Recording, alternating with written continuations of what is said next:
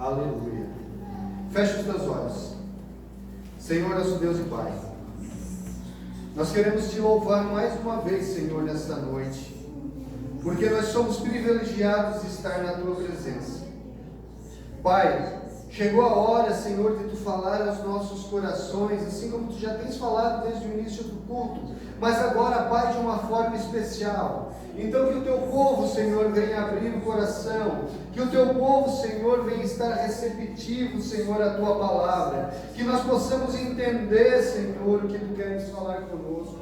Quebra toda a frieza de coração neste momento, arranca de dentro de nós, Senhor, tudo aquilo que nos impede, Senhor, de ouvir a tua palavra e entendê-la, Pai. Por isso, neste momento, Senhor, tudo aquilo, Senhor, que nos atinge, que nos puxa para baixo, que nos faz desviar, Senhor, a atenção de Ti, que fique lá fora, Senhor, porque nós queremos repreender neste momento toda investida de Satanás contra as nossas vidas, todas as setas inflamadas do inimigo que nos levam, Senhor, a não prestar atenção na Tua palavra, que venham cair por terra nessa noite em nome de Jesus. E nesse momento, Senhor, o nosso coração é Teu, os nossos ouvidos são Teu, Pai, a nossa vida é Tua, porque nós queremos aprender de Ti uma vez mais, Pai, em nome de Jesus. Toma o Teu lugar, glorificando a Deus. Aleluia.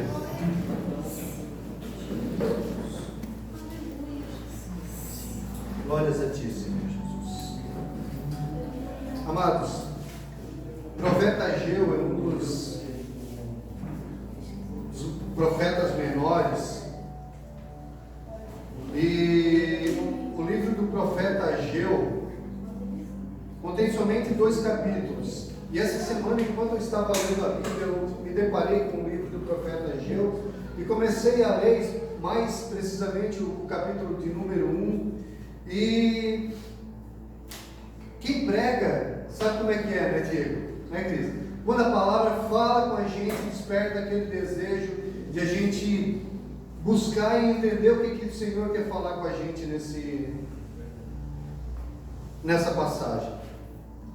E o profeta Ageu, ele não tem nenhuma outra referência no resto da Bíblia, a não ser no livro de Esdras, que fala a respeito dele e do profeta Zacarias como homens que profetizaram ao povo de Israel, né, pela palavra do Senhor. E o nome Ageu, só para a gente entender, significa festivo ou festival, o que indica que ele possa ter nascido durante alguma festa judaica daquela época, por isso o seu nome, né? E historiadores acreditam que o profeta Ageu tenha nascido ainda no cativeiro babilônico, quando o povo de Israel foi levado cativo pelo rei Nabucodonosor, né? E durante muitos anos ficou cativo. Então acredita-se que o profeta Ageu tenha nascido nessa época, ainda na Babilônia, no cativeiro, e tenha voltado a Jerusalém após o decreto do rei Ciro, que era o rei da Síria naquela época, e que permitiu, naquela época, que 50 mil judeus retornassem a Jerusalém para a reconstrução do templo de Salomão, ou o primeiro templo, também como era conhecido, né? E de acordo com a Bíblia hebraica, o templo de Salomão, ele era conhecido como o primeiro templo, né? Um templo sagrado que foi construído por volta de 587 a.C., que foi construído de uma forma muito minuciosa, muito caprichada por Salomão, porque Salomão queria fazer o melhor para o Senhor. E esse templo ele foi dedicado à adoração a Deus. Esse templo continha a Arca da Aliança, né? E então era um lugar reservado para que o povo de Israel fosse adorar o Senhor, prestar a verdadeira adoração ao Senhor. E o historiador Flávio Joséfo diz que o templo de Salomão foi queimado, foi destruído por Nabucodonosor II 470 anos depois de ele haver sido construído, né? E Então, naquela época, o rei Ciro permitiu que aproximadamente 50 mil judeus retornassem do cativeiro babilônico sob o governo, né, de Zorobabel e de Josué, que não é aquele mesmo Josué lá que foi o sucessor de Moisés. Era um outro Josué que era filho de um sacerdote, que vinha de uma linhagem sacerdotal, que foi designado pelo rei Ciro junto com Zorobabel para que acompanhassem esses judeus no retorno a Jerusalém para a reconstrução do templo. Amém, igreja? Amém. E durante o segundo ano que eles retornaram, começou-se então a se colocar algumas pedras, alguns alicerces para a reconstrução do templo. Só que os samaritanos se levantaram numa oposição, o que acabou ocasionando a interrupção da reconstrução do templo.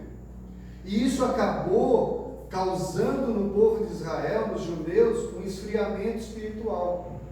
Eles desanimaram, eles meio que largaram de mão, desanimaram e não continuaram a reconstrução e foram esfriando espiritualmente. Porque é isso que acontece até mesmo com a gente hoje. Se a gente começar a deixar de cultuar a Deus, de estar num templo, de estar na casa do Senhor, adorando, prestando culto, abrindo o nosso coração para Ele, a gente começa a esfriar espiritualmente. Isso é um perigo para a vida de todo cristão. Porque esse esfriamento gera uma estagnação espiritual. E aí ele breca a tua vida, ele freia a tua vida conjugal, a tua vida profissional, a tua vida espiritual, o teu ministério, enfim, tudo aquilo que começa a andar quando a gente procura colocar a nossa vida na presença de Deus, começa a ficar estagnado também. Porque o esfriamento espiritual começa a causar dentro de nós um desânimo, em todas as áreas da nossa vida. Então nós temos que estar vigilante, porque realmente a gente não pode deixar que as adversidades do dia a dia, ou pessoas que vêm no nosso ouvido, muitas vezes falar vários tipos de coisa, cause dentro da gente um esfriamento espiritual.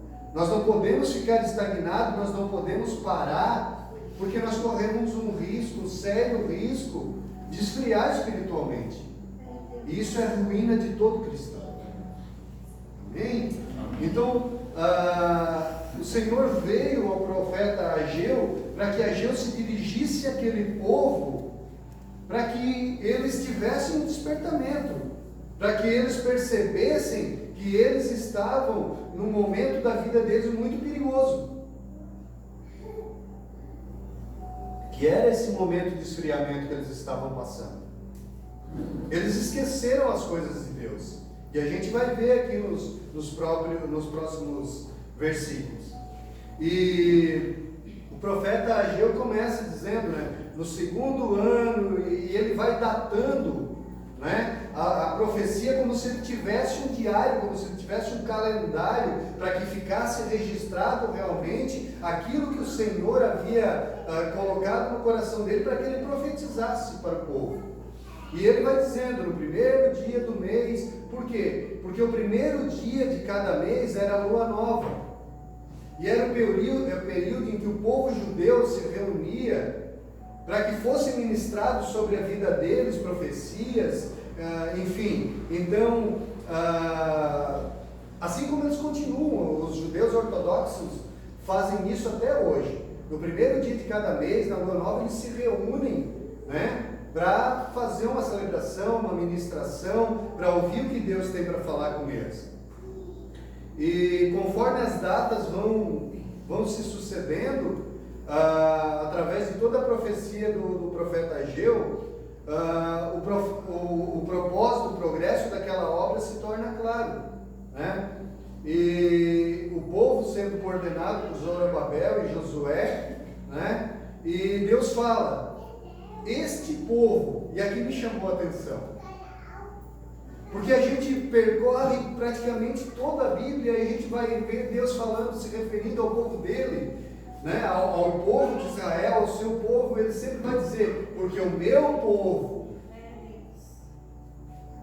Até mesmo quando Deus estava zangado em outras ocasiões, Deus se dirigia ao povo dizendo: porque o meu povo, se o meu povo. Até mesmo quando o povo se distanciou de Deus por medo, quando Moisés estava no deserto com eles, que subia ao monte, o povo tinha medo de chegar perto do monte, porque o monte fumegava, trovejava, né? E eles tinham temor de chegar perto do povo. O que Deus faz? Deus ordena a Moisés o quê? Constrói um tabernáculo, constrói algo no meio, porque eu quero habitar no meio do meu povo. E aqui o Senhor vai se referir ao povo como este povo. Então olha o tamanho do descontentamento do Senhor com aquele povo. A que ponto chegou o esfriamento espiritual daquele povo, para o Senhor se referir àquela gente como este povo. Aleluia. E o esfriamento espiritual, voltando ao que a gente estava falando, pode causar isso nas nossas vidas também. Nós podemos causar um descontentamento em Deus tamanho, né? E nós não podemos correr esse risco de o Senhor se dirigir a nós não como meu filho, porque nós somos filho dele. Vocês imaginam nós atraímos para a nossa vida o descontentamento do Senhor a ponto do Senhor não nos considerar como filhos? Aleluia. Glória a Deus. E aí, ele vai dizer, né, porque, deixa eu ver onde é que está aqui,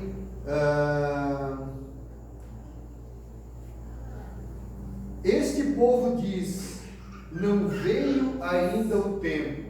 Ou seja, o povo estava dando uma desculpa, dizendo assim, não, ainda não é tempo de a gente reconstruir o templo. Tem tempo, né? Nós podemos deixar mais lá para frente, nós podemos deixar para depois. E o povo oferecia desculpa, um monte de desculpa, para que eles não dessem sequência na reconstrução do templo. Eles diziam que o tempo ainda não era apropriado. Só que na verdade, a raiz de toda a dificuldade se encontrava onde? Neles mesmos, no coração frio de cada um que morava naquele lugar, que habitava naquela época, né? Então eles começaram a arrumar desculpas, subterfúgios, né? Porque eles não diziam assim, não, o templo não deve ser reconstruído. Em momento algum eles diziam isso. Só que eles ficavam arrumando paliativos, desculpas, para que não se executasse a reconstrução do templo. E como a gente vê hoje no nosso meio pessoas assim. Eu sei que Deus tem um chamado na minha vida, mas daqui a pouco eu vou ter o meu despertar, daqui a pouco eu vou fazer aquilo que Deus quer que eu faça. Só que esse tempo pode não chegar, mano. Essa semana ainda a gente estava falando com alguém, né? Não, acho que foi a McKellen, semana passada, que falou para nós, né, daquela música. Eu não morrerei enquanto o Senhor não cumprir. Morre sim, morre. Se nós não nos despertarmos, se nós não nos posicionarmos, se nós não assumirmos e tomarmos posse daquilo que Deus tem na nossa vida, a gente pode morrer sim, sem que os planos de Deus venham se cumprir na nossa vida. Nós não podemos ficar arrumando desculpa o tempo todo para atrasar aquilo que Deus tem para nós. Porque o coração que não está pronto, ele fica toda a vida arrumando uma desculpa. Não, porque agora eu não tenho tempo para Deus, porque o meu trabalho está tomando muito tempo. Agora eu não tenho tempo para fazer a obra de Deus, porque eu tenho que me dedicar à minha família. Não, agora eu não tenho tempo, porque eu estou meio fraco, eu estou numa época muito frustrada da minha vida, eu me decepcionei, então eu vou dar aquela parada. Não! Nós não podemos aceitar isso na nossa vida. Nós temos que estar prontos, nós temos que estar aptos a tomar posse daquilo que Deus tem para a nossa vida, para que nós não corramos o risco de atrair o descontentamento de Deus contra nós. Aleluia. Aleluia. A parábola do banquete em Lucas capítulo 14 fala sobre isso. A pessoa vai, prepara um banquete, diz, vai, convida as pessoas, e cada um começa a arrumar uma desculpa. Não, é porque eu comprei uma junta de bois, então eu tenho que domar, eu tenho que isso. Não, o outro, é porque meus parentes, não sei o quê. Gente, nós não podemos ser igual a essa gente. E aí o que acontece nessa parábola? O Senhor diz assim, então vai, convida aqueles que estão lá fora, nos valados. Enfim, se nós perdemos a chance quando Jesus nos chama, se nós ficamos arrumando desculpa, nós corremos o risco sim de perder a oportunidade. E muito mais grave, perder a nossa salvação. E a Bíblia é muito clara aqui, quando Deus manifesta, Ele declara aqui um descontentamento com aquele povo. E o profeta continua, acaso é tempo?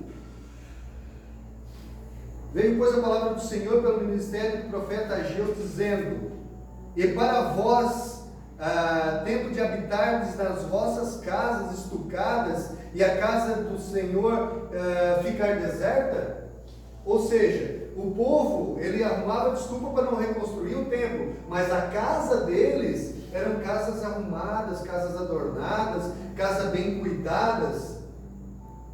Então o povo estava arrumando desculpa. E o Senhor vai dizer, quer dizer então que é tempo o quê? Não é tempo de reconstruir o meu templo, mas a casa de vocês mantêm em ordem. E aqui fica um alerta para quando nós começamos a cuidar simplesmente dos nossos interesses e deixamos a adoração ao Senhor em segundo lugar. Quando eu fico arrumando desculpa para não estar na casa do Senhor adorando a Ele, mas eu tenho tempo para fazer outras coisas que eu julgo como prioridade na minha vida. Ou seja, eu fico colocando as minhas vontades, a minha família, o meu querer, tudo aquilo que é material, na frente daquilo que é espiritual e que me fortalece a cada dia, porque se eu não tiver fortalecido espiritualmente, as coisas ao nosso redor também não vão caminhar. Aleluia. Aleluia.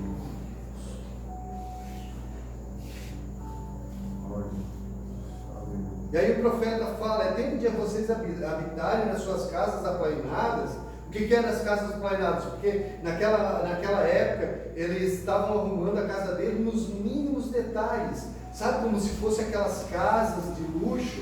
Eles decoravam a casa com cedro do Líbano, que na verdade naquela época era uma madeira muito cara. Era só encontrada em palácios, até mesmo porque ela não era daquela região. E eles tinham tempo para adornar a casa deles, decorar com cedro, com pedras, com ouro, e a casa do Senhor estava lá, abandonada. O templo estava destruído. O lugar de adoração estava destruído. Não que nós devemos adorar um templo ou quatro paredes, um lugar onde a gente se reúne, até mesmo porque o templo do Espírito Santo somos nós. Só que nós temos sim que estar junto com os irmãos, junto adorando, bendizendo o Senhor, porque é o mandamento do Senhor Jesus Cristo, que nós nos reunamos e nós estejamos junto com os irmãos para adorar a Ele. E era isso que o povo de Israel naquela época não estava entendendo. Eles se preocupavam muito em cuidar das suas casas, dos seus interesses, e a casa do Senhor estava lá em ruínas. E olha a diferença da preocupação de Davi, quando lá em 2 Samuel, no capítulo 7, versículo 2, ele vai dizer assim, o profeta Natan, eis que eu moro em casa de cedro, e a arca de Deus mora dentro de cortinas. Havia sido feito uma tenda, um tabernáculo, todo um aparato para se colocar a arca da aliança.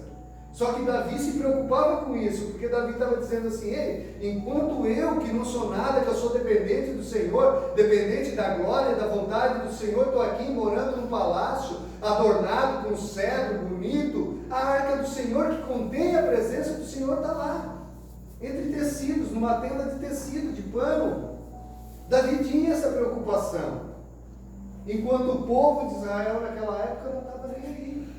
E isso acendeu o descontentamento do Senhor. E aí então vem uma convocação através do profeta Ageu para uma reflexão interior daquele povo realmente. E aí o Senhor vai dizer assim, ó: colocai o vosso coração em seus caminhos. Ou seja, eles estavam colocando o coração deles naquilo que eles estavam julgando prioridade naquele momento. Em momento algum eles estavam lembrando de tudo aquilo que o Senhor havia feito na vida deles até aquele determinado momento. E todos nós sabemos que o coração é a base dos nossos sentimentos, o coração é a base do nosso pensamento, do nosso querer. E a Bíblia fala que aonde estiver o nosso coração, ali estará o nosso tesouro.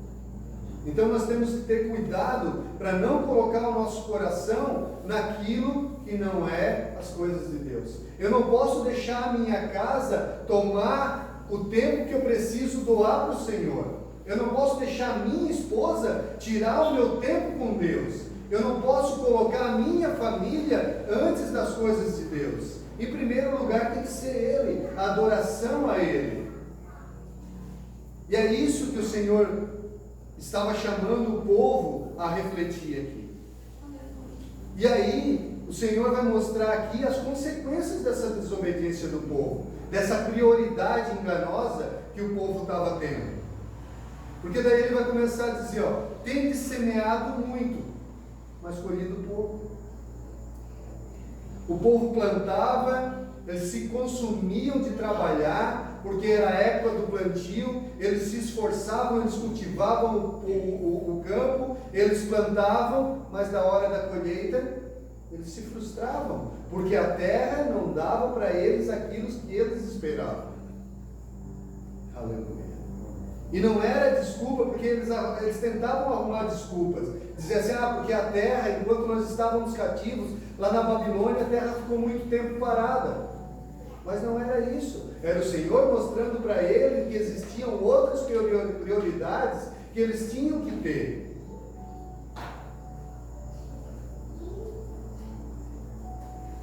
E ele continua dizendo assim, ó: vestivos, mas ninguém se aquece. Bebeis, mas ninguém se sacia. Ou seja, não adianta vocês estar correndo atrás daquilo que não é prioridade para vocês na vida de vocês. E ele diz assim: aquele que recebe o salário como se fosse um saquetel furado. Ou seja, o dinheiro escorre pela mão de vocês, porque a prioridade de vocês está em outro lugar, porque o coração de vocês está em outro lugar, o propósito de vocês está em algo que não é a prioridade de vocês.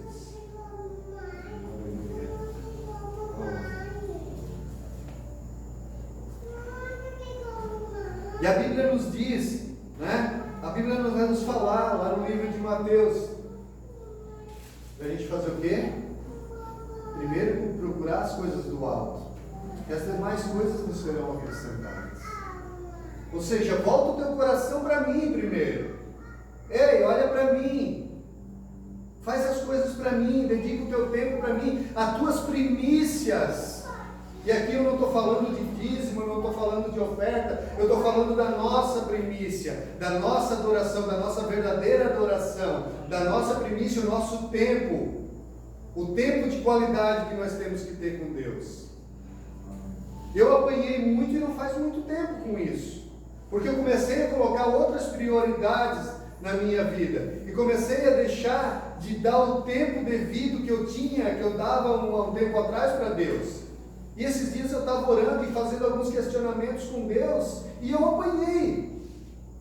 E aí eu entendi que o Senhor queria que eu voltasse a doar o meu tempo primeiro para Ele, primeiro o meu tempo de qualidade para Ele, depois Ele vai cuidar do resto das coisas. Aleluia. Aleluia. Pai Santo, Pai, aleluia. Aleluia. E aí o Senhor vai exortando o povo. E aí o Senhor vai dar para eles o antídoto, para que aquela situação que eles estavam passando viesse a se normalizar. Então o Senhor vai dizer assim, ó: subi ao monte, buscai madeira para a reconstrução da minha casa. Não porque talvez o monte que eles fossem seria um lugar mais santo. Não porque a madeira daquele lugar seria algo que fosse mais agradável ao Senhor do que a madeira de um outro lugar. Para resumir, é que Deus estava dizendo assim, ó, ei, primeiro obedece, depois as minhas bênçãos vão vir sobre a sua vida. Sabe por quê? Porque Deus espera de nós a nossa obediência. A nossa obediência é o princípio para uma vida abençoada por Deus. Porque a obediência move o coração de Deus. Deus não estava dizendo para aquele povo assim, ó, quero que vocês vão em determinado lugar, peguem esse tipo de madeira, porque eu me agrado mais desse lugar ou é desse tipo de madeira. Não, o Senhor estava levando o povo a obedecer. Voltar o coração deles à obediência, ao princípio daquilo, da forma como que teria que ser. O Senhor se agrada no coração obediente. Aleluia. E aí o Senhor fala, porque daí eu serei glorificado. Ei, o Senhor quer a nossa adoração. O Senhor não divide a glória dele com ninguém. Não existe outro Deus, não existe outra coisa que a gente possa colocar na nossa vida que tenha uma importância maior do que o nosso Senhor. Aleluia. O Senhor quer a nossa adoração. O Senhor quer que a gente o glorifique, que a gente o exalte, que a gente o adore. E aí os olhos dele vão se voltar sobre a nossa vida. Nós temos que colocar o Senhor em primeiro lugar. O intuito da construção do templo por Salomão era especificamente esse, para que o Senhor fosse glorificado, para que o Senhor fosse exaltado, para que o Senhor fosse louvado. E por isso a preocupação de Salomão em fazer as coisas sair tudo da forma mais perfeita possível, porque ele sabia que a verdadeira adoração, que aquilo que é feito para Deus, teria que ser feito com magnificência, com perfeição. Só que infelizmente o povo havia esquecido disso. E aí o Senhor alerta eles. Ei, isso aqui tudo está acontecendo na vida de vocês porque vocês esqueceram a essência de vocês.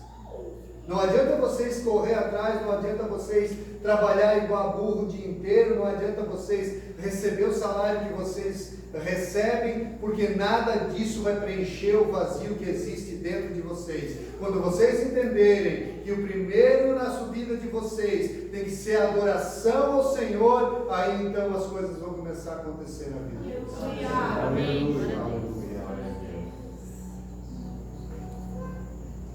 Oh, Jesus Cristo. O Talmud babilônico diz que quando o segundo templo foi reconstruído, existiam alguns itens que não existiam naquele templo e que existiam no primeiro, que era a glória da Shekinah, o fogo santo, a arca da aliança, o urim e o tumim, que eram as vestes dos sacerdotes, e o espírito de profecia, que provavelmente era o Espírito Santo de Deus. Só que mesmo assim, o Senhor vai falar para o povo, fazer isso, e a minha glória estará sobre vocês. Aleluia. Glória a Deus. Então muitas vezes as pessoas se apegam, né, naquelas coisas que existiam lá nas igrejas do passado. Ah, porque hoje não existe mais profecia. Ah, porque a igreja era assim, porque era assim essa vez. O nosso Deus é o mesmo. O Deus que agia no passado é o mesmo Deus que age hoje. O Cristo que curava há 2000 anos atrás é o mesmo Cristo que está aqui no nosso meio, caminhando no nosso meio, que ouve as nossas orações quando nós dobramos os nossos joelhos e alçamos a nossa voz a Ele. Então isso não é desculpa para que a nossa adoração seja menor do que a adoração que existia no passado. Não existem desculpas para dizer que o nosso tempo agora é menor do que o tempo que nós tínhamos para Deus no passado, porque o nosso Deus continua sendo o mesmo. Ele não muda.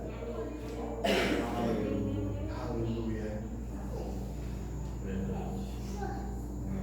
E o profeta continua. esperastes muito.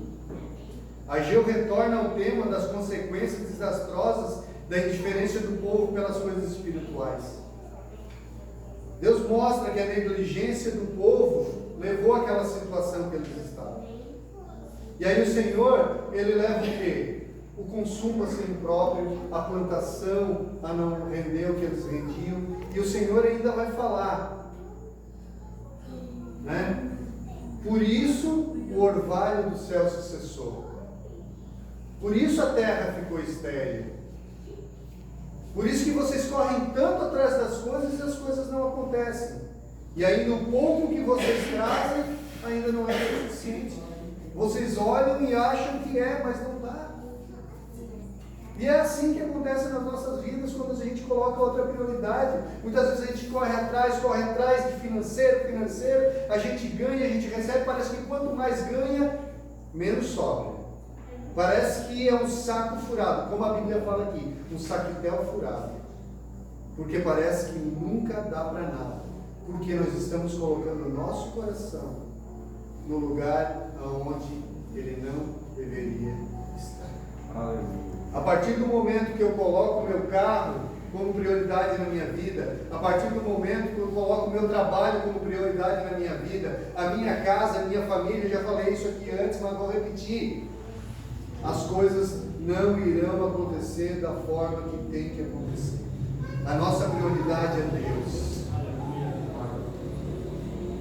As nossas primícias têm que ser para Deus. Amém. E aí Ele vai nos recompensar.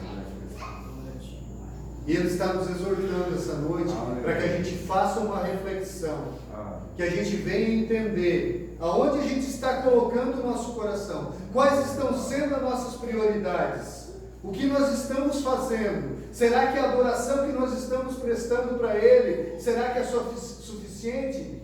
Será que nós estamos sendo obedientes à voz do Senhor? Ou será que nós estamos negligenciando aquilo que Ele tem para nossas vidas?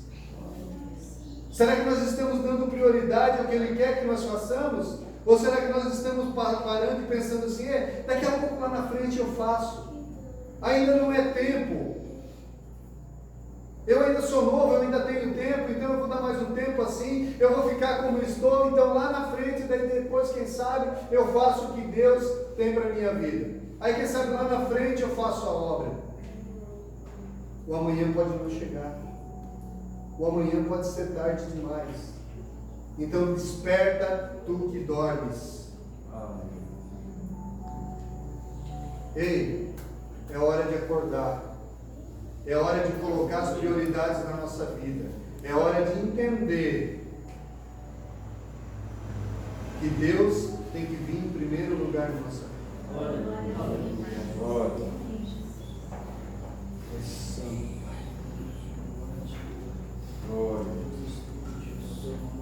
Só que feliz do povo, porque o povo ouviu a voz do profeta Ageu. Aleluia. E a Bíblia vai dizer lá no versículo 2, diz assim, e atenderam a voz do Senhor. Aleluia.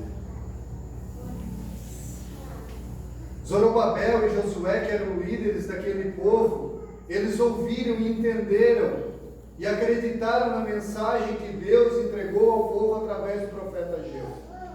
E eles pararam e fizeram uma reflexão, provavelmente, e pararam para ver tudo aquilo que estava acontecendo ao seu redor, e realmente eles viram que a prioridade deles estava no lugar errado. Então eles voltaram o coração deles realmente para aquilo que tinha que ser. Eles viram que eles estavam errados, eles viram que o foco deles estava errado, e o coração deles então entendeu que eles deviam rever os conceitos deles com relação à prioridade que eles estavam colocando na vida deles. Aleluia. E aí sim o Senhor abençoou aquele povo. Glória a Deus. E aí as coisas começaram a fluir novamente. E com certeza o Senhor começou a se dirigir àquele povo novamente como o meu povo, os meus filhos, porque eles entenderam a minha mensagem, eles entenderam a minha exortação, eles entenderam que o coração deles deve estar primeiramente no Senhor. Aleluia. Vocês estão entendendo, igreja? Amém. Aleluia. Eu tinha mais coisa para falar, mas o horário já está se indo. E aquele povo entendeu que o que o profeta Ageu havia falado realmente havia vindo do Senhor. Porque tudo aquilo que vinha acontecendo na vida deles era o que eles estavam vivendo realmente, eles estavam vendo. E tudo aquilo que eles colocavam como prioridade na vida deles não acontecia, não fluía, as coisas não andavam. E aí eles entenderam, opa, eu acho que a gente está fazendo a coisa errada. E eles voltaram seus ouvidos à voz do Senhor. E o mais importante de tudo, eles obedeceram. Eles foram obedientes à voz do Senhor. Porque a obediência move o coração de Deus em nosso favor. Amém, igreja? Vamos colocar de pé.